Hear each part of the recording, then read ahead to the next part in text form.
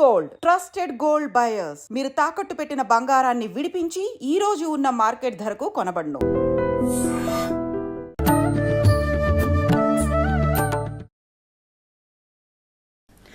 నమస్కారం, welcome to I dream. ధర్మ మార్గం విత్ విజిత కార్యక్రమానికి స్వాగతం. ప్రస్తుతం మనతో పాటు ఉన్నారు ప్రముఖ ఆధ్యాత్మికవేత్త, శ్రీ విద్యా ఉపాసకులు, ఎంతో మందికి మంత్రోపదేశం చేసిన గురువుగారు. ఆయన మంత్రోపదేశం కోసం, ఆయన ఉపాసన శిక్షణ ఇవ్వడం కోసం ఎంతో మంది ఎదురు చూస్తూ ఉంటారు. ఇప్పటికీ ఎంతో మందికి ఆయన ఇప్పటికే మంత్రదీక్షను ఇవ్వటం జరిగింది. ఇప్పుడు వారితో మాట్లాడి మనం మంచి మంచి విషయాలు తెలుసుకునే ప్రయత్నం చేద్దాం. వారే గురు కరుణామయ్య గారు. ఇప్పుడు వారితో మాట్లాడిద్దాం. నమస్కారం గురుగారు. నమస్కారం. బాగున్నారా? బాగున్నాను. మీరెలా ఉన్నారు? అమ్మదే వల్ల బ్రహ్మాండంగా. అంతే, మీరు ఆ మాట అనగానే మాలో జోస్ వచ్చేస్తుంది. గురుగారు, పంచమానసిక పూజలు అని చెప్పి నేను విన్నాను ఒకసారి మీతో మాట్లాడేటప్పుడు. అసలు ఏంటి పంచమానసిక పూజలు? నేను ఎక్కడా వినలేదు, ఎవరు కూడా ఈ టాపిక్ చెయ్యలేదేమో అనుకుంటున్నాను. ఒక్కసారి నేను తెలుసుకొని మన ప్రేక్షకులు కూడా మీ ద్వారా తెలియజేయాలనుకుంటున్నాను. దాని గురించి తెలియజేయండి. ఇది సాధారణంగా ఖడ్గమాల, లలితా సహస్రనామం ఇలాంటి స్తోత్రాలు చదివినప్పుడు ధ్యాన శ్లోకం అవగానే పంచమానసిక ఉపచార పూజాం కరిష్యే అంటారు. అసలు పంచ ఉపచారాలంటే ఏమిటి? గంధ, పుష్ప, ధూప, దీప, నైవేద్యం. ఇవి పంచోపచారం. ఎప్పుడు చేస్తామంటే మరి టైం లేనప్పుడు, పొద్దునే ఫ్లైట్ అందుకోవాలి, అప్పుడు షోడశోపచార పూజ చేయాలంటే టైం ఉండదు. అలాగని మొదలు పెట్టలేము, మనసు ఒప్పదు. అప్పుడు పంచోపచారాలు చేస్తాం. ఇది బాహ్యంగా చేసేది. కానీ జనాలు ఏం చేస్తున్నారు? పంచ మానసిక ఉపచార పూజాం కరిష్యే అన్నప్పుడు అప్పుడు కూడా గంధం పైన వేస్తున్నారు. కానీ యాక్చువల్గా చెప్పింది ఏంటి? మానసిక అంటే మనసులో చేసుకోమని. ఈ మనసులో చేసుకున్నప్పుడు తత్వపరంగా చేసుకోవాలి. నేను ఒక 5-6 రోజుల వరకు కూడా నేను తత్వపరంగానే ఇలా కళ్ళు మూసుకుని గంధం అంటే సత్సంగం, నా మనసులో ఉన్న ఆలోచనలు, బయట ఉన్న స్నేహితులు నన్ను సన్మార్గంలో నడిపించేటట్టు అసోసియేషన్స్ బాగుండాలి. పుష్పం అంటే ఇంద్రియ నిగ్రహం, నేను ఇంద్రియాలను అదుపులో ఉంచుకోవాలి అని నాకు నేను టీచ్ చేసుకుంటూ ఉంటాను, అంటే రిఫార్మ్ చేసుకోవడం. అలాగే ధూపం, నాలోని అరిషడ్ వర్గాలు, కోపతాపాలు పూర్తిగా పోవు, కొంతవరకు కంట్రోల్ చేసుకోవాలి. అప్పుడు వచ్చిన నైస్ క్యారెక్టర్ వల్ల వచ్చిన ధూపమే, ఫ్రాగ్రెన్సే ఆవిడకి జీవితమే అర్పిస్తున్నాను అనేది వాదం. దీపము, కళ్ళు మూసుకున్నా కళ్ళు తెరిచినా అమ్మాయి కనబడాలి. అందుకే నేనే ఒకరికి చెప్పాను, ఇక్కడ కనెక్ట్ అయితే అమ్మలని బొమ్మలుగా కనబడతాయి, ఇక్కడ కనెక్ట్ అయితే బొమ్మలే అమ్మలు అవుతాయి. ఇది కరెక్ట్. అంచేత నాకు కళ్ళు మూసుకుంటే నేను లేనిది ఊహించుకుంటున్నాను, కానీ కళ్ళు తెరిచే వస్తే బొమ్మల్ని అమ్మలుగా నేను చేయలేకపోతున్నాను. ఆ చేసి శక్తి, నాకు భావించే శక్తి కావాలి అని, అది దీపం. నైవేద్యం అనేటప్పటికీ శివశక్తి సామరస్యం నైవేద్యం అంటారు. అంటే ఒకసారి చెప్పాం మనం, భార్య భర్త కొట్టుకోకుండా ఉంటే బ్రహ్మాండమే నైవేద్యం. ఇప్పుడు మన ఇంట్లో కూడా చూడండి, కష్టమే ఇది, చాలా అమ్మో అసాధ్యం, సుదుర్లభ అంటుంది. ఎందుకంటే మన అమ్మా నాన్నే చూడండి, పెళ్లి చేసాక భార్యాభర్తలు, కొడుకు కోళ్ళు, కూతురు అల్లుడు కొట్టుకోకుండా ఉంటే వాళ్ళకి ఆనందంగా ఉంటుంది. మనల్ని పుట్టించిన వాళ్ళకే అలా ఉంటే విశ్వాన్ని సృష్టించిన ఆవిడికి ఎలా ఉంటుంది? కొట్టుకోకుండా ఉండరా బాబు, నీ పూజలు బాగానే చేయకపోయినా పర్లేదా అని అన్న ఉద్దేశంలోనే పరశురామ కల్పసూత్రంలో శివశక్తి సామరస్యం నైవేద్యం కల్పించడం. అది మానేసి గొంటింట్లోనే 2-3 గంటలు పెట్టి ముక్కుతూ మూలుగుతూ పులిహార, దద్దోజనం, గారెలు, బూర్లు అన్ని చేసి ఇంత 21 చేసి అన్ని తినగలమా? ఇప్పుడు ఉన్నట్టు దీంట్లో తినలేం, హెల్త్ ఇష్యూస్ వల్ల. ఇది తప్పు. ఇది నేను శివశక్తి సామరస్యం అంటే భార్యాభర్తలే కాదు, ఎవరిని చూస్తామో వాళ్ళతో సామరస్యంగా ఉండాలి అనేది. అలాగే మనోలయం ఆనంద కర్పూర నీరాజనం. మనస్సుని, ఇప్పుడు నేను మీతో మాట్లాడుతున్నాను, ఇంకా నాకు నా కుటుంబం కానీ, భార్య కానీ, పిల్లలు కానీ, నా సంస్థ కానీ, నేను రేపు మధ్యాహ్నం చేయాల్సిన పూజ కానీ గుర్తు రాకుండా మీతో మాట్లాడితే మనోలయం, అది కర్పూర నీరాజనం. మనస్సును లైన్ చేసి అది యోగం అవుతుంది. యోగ కర్మేషు కౌశలం. ఇలాగే అర్థం చేసుకున్నాను. కానీ ఒక 10 రోజుల క్రితం ఇదే చేస్తుంటే మా గురువు గారు ఆవహించారు. ఆవహించడం అంటే సదా గురువుని స్మరించుకుంటూనే ఉంటాను నేను, ఎందుకంటే ఆయన లేకపోతే నా జీవితం లేదండి. Very much ordinary person. కాలేజీలు కట్ చేసి మామూలుగా అన్ని ఆ టైంలో చేసినవన్నీ చేశాను నేను. నేను చెప్తున్నాగా పబ్లిక్ గా ఓపెన్ గా చెప్తాను. నేనే అక్కడి నుండి తపస్సు చేసి వచ్చిన వాడిని మాత్రం కాదు.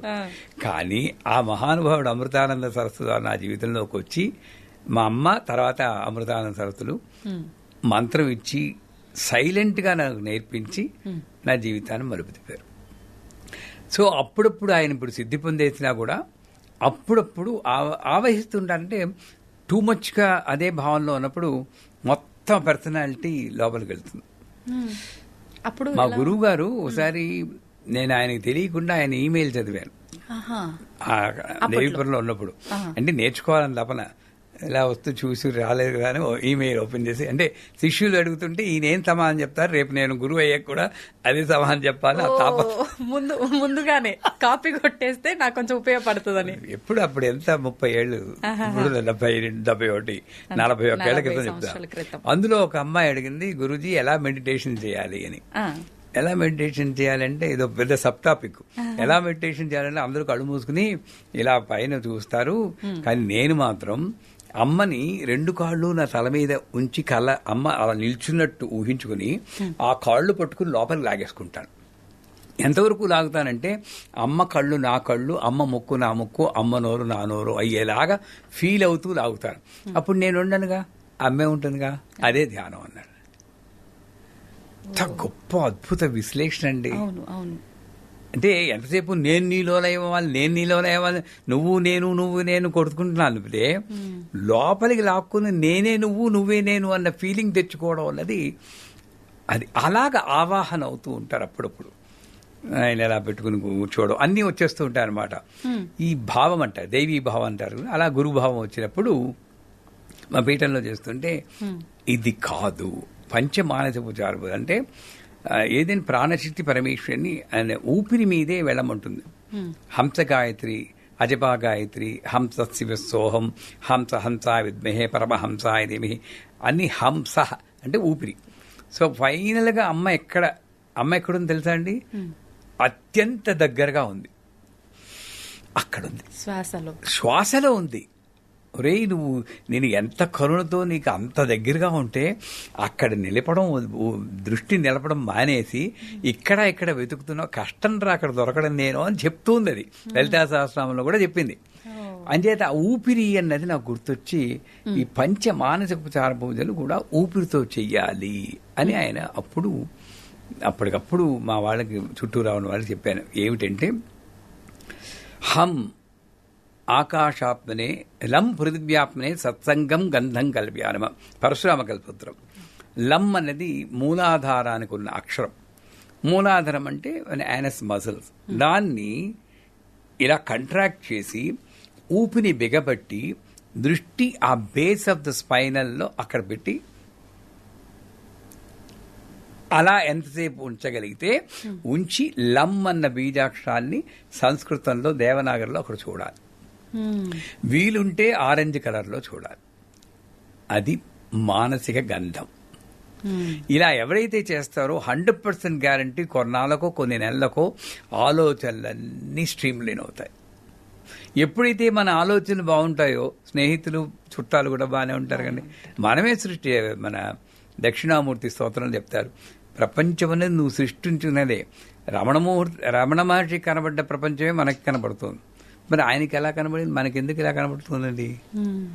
నేనే సృష్టిస్తున్నాను, మీరే సృష్టిస్తున్నావు ప్రపంచం అని దక్షిణామూర్తి చెప్తుంది. అది వేరే టాపిక్ అనుకోండి.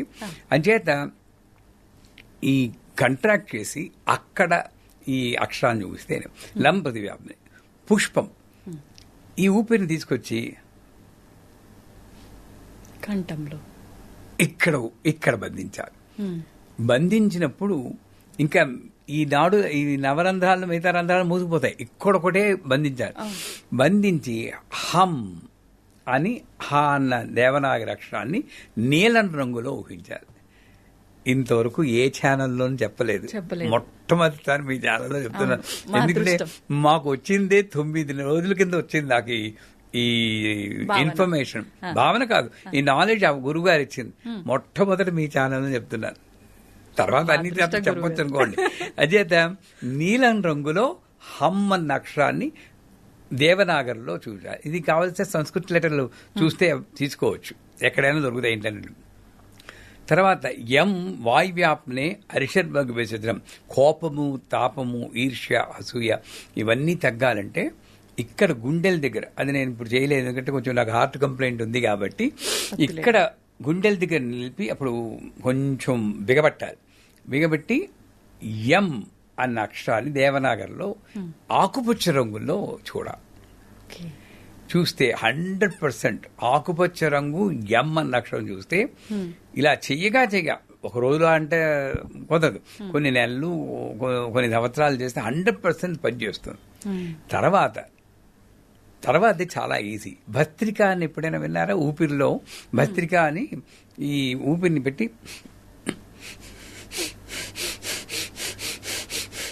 ఈ పొట్ట ముందుకి వెనక్కి తీసి అదొక ప్రాణాయామం టైప్లో చేస్తారు కొంతమంది, చాలా బాగా పనిచేస్తారు. ఆ భస్త్రిక లాంటిదే నేనేం చేయాలంటే ఊపిరి బిగపెట్టి నాభిస్థానం దగ్గర ఉంచాలి. ఇక్కడ ఉండాలన్నమాట. ఇక్కడ ఉన్నప్పుడు చెవుల్లో వేడి గాలి కూడా వస్తూ ఉంటుంది బాగా చేస్తే. మరి రమ్మంటే అగ్నితత్వమే కదండి, ఈ అగ్ని అలా పుడుతుందన్నమాట. ఎప్పుడైతే అగ్ని పుట్టిందో అప్పుడు లోపల ఉన్నటువంటి అజ్ఞానము, ఇది అమ్మవారు కాదు, ఇదో మైకు, ఇదో షూరు మైకు, ఇదో నలుపు కలరు, నలుపు అంటే నాకు ఇష్టం లేదు, నాకు ఇష్టం అనేది మీకు తెలుసు, ఇవన్నీ వచ్చేస్తూ ఉంటాయి. ఇవన్నీ బర్న్ అయిపోతాయి. ఇది అమ్మ స్వరూపమే, ఇది అమ్మ స్పర్శే, ఇది వచ్చి శబ్దము అమ్మే, సర్వము అమ్మే, ఇలాగా ఆ స్థితికి వెళ్ళిపోతుందండి. ఎంతసేపు చేస్తే అంతమంది. కాకపోతే మెల్లిమెల్లిగా నేను చెప్పాను కదా అని ఇలా పేపెట్టి కొంపల మీద తెచ్చుకోకూడదు జనాలు చూసేవాళ్ళు. కానీ ఇదంతా చాలా టైం పడుతుంది ఖచ్చితంగా. నెల 2 నెలలు చేసేయచ్చు. ఎంత ఎవరికి వీలైనంత వరకు అంత చెయ్యాలి. ఇలా చేసి ఒక రకంగా చెప్పాలని పొట్ట కూడా తగ్గుతుంది. అట్లయితే అందరు చేస్తారు. చేశాక తర్వాత వం అమృతత్వాప్నే నైవేద్యం అనేది, అది నేను బాహాటంగా చెప్పకూడదు కనుక అది ఆ ఒక్క ఇది నేను చెప్పను, అది తాంత్రికంగా ఉంటుంది. అది ఏమైనా ఇంట్రెస్ట్ ఉండి అడిగిన వాళ్ళకి చెప్తాం. బట్ అమృతత్వాపం అంటే మళ్ళీ మామూలుగా నేను చూసి వాళ్ళతోటి సఖ్యంగా ఉండాలని అనుకుంటే సరిపోతుంది. లోవర్ అబ్డమన్ని కాన్సన్ట్రేట్ చేయాలి అక్కడ చేసి, అంటే పొత్తి కడుపు మీద ఫోకస్ చేయాలి. అప్పుడు భావం కూడా అక్కడ అక్షరం వం ఇలాంటి అక్షరాన్ని orange colour, red colour, orange కలర్లో ఊహించాలి. కాషాయ రంగు, కాషాయ రంగులో వమ్మను ఊహించి ఇంకొక భావం ఉంటుంది. ఆ భావం నేను పబ్లిక్గా చెప్పకూడదు కాబట్టి చెప్పలేదు. బట్ ఇంతవరకు చాలు నేర్చుకున్న వాళ్ళకి. చివరిగా సంకాలాత్మనే మనోలయం అంటారు. ఇది ఆల్మోస్ట్ ఇంపాసిబుల్. అంటే ఊపిరిని ఇక్కడ నిలపాలి. అసలు ఇక్కడున్న ఊపిరి ఇక్కడికి ఎలా వెళ్తుంది? నేను న్యూయార్క్లో ఉన్నప్పుడు, ఇప్పుడు ఆయన లేదు, సిద్ధి పొందారు, ఒక 96 ఏళ్ల బాబాను చూశాను, స్వామి. ఆయన కళ్ళతో ఊపిరి పీలుస్తారండి. ఎప్పుడైనా విన్నారా? ఒక పేపర్ తీసుకొచ్చి కళ్ళ దగ్గర పెడితే ఇలా ఆడుతుంది ఆయన ఊపిరి వదులుతుంటే. కళ్ళతో ఊపిరి పీలుస్తా అంటే అంత శక్తి మీలోనూ ఉంది, నాలోనూ ఉంది. ఆయన ప్రాక్టీస్ చేసి సాధించుకున్నాడు కాబట్టి ఇప్పటికీ కుంభకోణంలో రాంబా అని ఒక మామూలు పురోహితుడు ఉన్నారు. సమయం వచ్చిందిగా చెప్తున్నారు. ఆయన హోమం ఎలా చేస్తారంటే హోమం గుండంలో పడుకుంటాడు మంటలో. మీరు యూట్యూబ్ లో చూడొచ్చు, ఫైర్ యోగి రాంబా అని. పడుకుంటే గెడ్డం కూడా కాలండి, అది ఇలా ఇలా ఇలా అంటున్నారు. మనం మామూలు కొంచెం వేడి వస్తేనే అబ్బో కాలిపోతుందని వెనక్కి వేడితో హోమం చేసేది. అలాంటి పడుక్కుని ఈ కర్రలు సమిధలన్నింటినీ తీసుకుని గుండెల మీద, శిరస్సు మీద పెట్టుకుని ప్రదక్షిణ చేస్తారు. విచ్ ఈజ్ హ్యూమన్లీ ఇంపాసిబుల్ అనుకుంటాం. కొంతమంది భగవంతుడైన నమ్మకం లేని వారు సీత అగ్నిలో దూకిందా అన్న ట్రాష్ అంటారు కదా. సీత ఏమిటి, మామూలు ఒక పురోహితుడు 20 ఏళ్ల ఉపాసన చేసి అగ్నిలో ఆ మహాసాధి దూకిందంటే ఎందుకర్రా మీకు నమ్మకం లేదనిపిస్తుంది. అవును, ఇలాంటివి వింటే నమ్మొచ్చు. ఇప్పుడు కావాల్సి చూడండి, వెళ్ళి ఇంకా ఉన్నాడు ఆయన కుంభకోణంలో. ఆయన ఫోన్ నెంబర్ కూడా ఉంది. ఆయన ఫోన్ చేసి వెళ్తే ఇప్పటికీ ఆ ఉండ్రాళ్ళు ఎలా పెడతాడంటే చేతులు ఎలా పెట్టి నిప్పులో పెడతాడు ఆయన. అంత శక్తి. అలాంటిది ఇక్కడ ఉంటుంది. సంకాలాపన అంటే ఇక్కడ నిలపగలిగిన శక్తి. ఆయన 20 ఏళ్ళు ఉపాసన చేశారు ఈ మంత్రం గురించి. ఎందుకు చేశారండి అని హార్వర్డ్ యూనివర్సిటీ వాళ్ళు అడిగితే, మన హిందూ మతం యొక్క గొప్పదనం అందరికీ చెప్పాలి, నాస్తికత్వాన్ని తగ్గించడం కోసం నేను చేస్తున్నాను. జీవితాన్నే పణం పెట్టాడు. ఏం సంపాదించుకోవడానికి కాదు, ఆయన ఏమీ డబ్బులు పుచ్చుకోడు. అది జీవిత లక్ష్యం. అలాగా పంచమానసికోపచార పూజలంటే నాలో ఊపిరిని డిఫరెంట్ లెవెల్స్ లో నింపి, డిఫరెంట్ కలర్స్ చూస్తూ, డిఫరెంట్ అక్షరాలని దేవనాగరి, దేవతల భాష కాబట్టి దేవనాగరి చూస్తే ఆల్మోస్ట్ మీరు అక్కడ కనెక్ట్ అయిపోతారు. గురుగారు, ఇప్పుడు మీరు ఒక్కొక్క దగ్గర ఊపిరిని హోల్డ్ చేసేటప్పుడు ఒక్కొక్క కలర్ తో ఆ మంత్రాన్ని చూడాలన్నారు కదా, అంటే చక్రానికి సంబంధించిన కలర్ అది? విప్ గేర్ అంటే violet, indigo, blue, green, orange, yellow, orange, red, ఇంద్రధనుసు కలర్. ఆ కలర్స్ లో చక్రాలు ఉంటాయి కాబట్టి ఆ కలర్ లో ఇక్కడ ఊహించాలి. కష్టమే అనుకుని ఇది అసాధ్యం అనుకోకండి. ఎందుకంటే మన పిల్లలకి ఒరే బాగా చదవాలి, 100 తెచ్చుకోవాలంట. వాడు కానీ మనకి నాన్నగారు చాలా డిఫికల్ట్ అండి అంటే ఊరుకుంటావా? చంపేస్తాను చదవాలంటాం. మరి వచ్చేస్తుందిరా చదువు అంటాం. మరి అదే మనం పెద్దవాళ్ళు కూడా చేయాలి కదా. అబ్బే మనకెక్కడ ఓపిక, మన దగ్గరకు వచ్చేసరికి అన్ని మర్చిపోతాం. అదే ఈ మంచి మానసిక రోజు ఇది బస్సులో వెళ్ళినప్పుడు ఎక్కడ కూర్చున్నా అసలు విగ్రహం అక్కర్లేదు, ఏమీ అక్కర్లేదు. రిపీటెడ్ గా ఈ వీడియో చూస్తే అందరికి కథ కూడా వచ్చేస్తుంది. చక్కగా చేసి మీ వాళ్ళ అనుభవాల్ని మీకు ఈ కామెంట్ల ద్వారా చెప్తే ప్రజలకి ఇంకొంచెం ఉత్సాహం ఉంటుంది. ఏంటి ఇంకా అసలు మనం ఇంకా ఏం తెలుసుకోవచ్చు దీంట్లో, దీనికి సంబంధించి ఏం మాట్లాడవచ్చు అనేది మనకు క్లియర్ గా అర్థమవుతుంది. అందుకే లలితా శాస్త్రంలో అంతర్ముఖ సమారాధ్య బహిర్ముఖ సుదుర్లభ అని ఒక వర్డ్ ఉంది. ఇది అంతర్ముఖ సమారాధ్య. నా ప్రాణం మీదే, నా ఊపిరి మీదే నిలబెట్టి అమ్మవారిని ప్రాణ రూపంలో డిఫరెంట్ లెవెల్స్ లో నేను డిఫరెంట్ రంగుల్లో దేవనాగరి లిపిలో అక్షర వర్ణమాల రూపంలో నేను ఉపాసన చేస్తున్నాను. నాదోపాసనలాగా ఇది ప్రాణోపాసనలాగా అది చేస్తే పంచమానసిక. సంతోషం గురుగారు, చాలా చక్కటి టాపిక్ ఈ రోజు మనం మాట్లాడుకున్నాము. సంతోషంగా ఉంది మీతో ఈ టాపిక్ నేను మాట్లాడినందుకు. మీరు తప్ప ఇంకెవరైనా ఈ టాపిక్ ని ఇంత మంచిగా చెప్పుండే వాళ్ళు కాదేమో. ఎందరో మహానుభావులు, అందరికీ వందనములు. అమ్మవారు ఏదో ఈ ఏ జన్మలో చేసిన ఆయన బాలమురళీ కృష్ణ పాడారు కదా, నే చేసిన పూజా ఫలమో నా పూర్వజుల పుణ్య ఫలమో ఈ జీవితం ఇచ్చావు. అంటే నేను చేసిన పూజాబలం నా పూర్వజుల పుణ్యబలం, తాతకు ముత్తాతలు అలా ఇచ్చినప్పుడే అందరూ మహానుభావులు అందరూ చెప్తారు. నాకు అవకాశం వచ్చింది, నేను చెప్పాను. రేపొద్దున ఇంకోటి చెప్పచ్చు. చాలా సంతోషం గురుగారు, ధన్యవాదాలు. శ్రీమాతృ.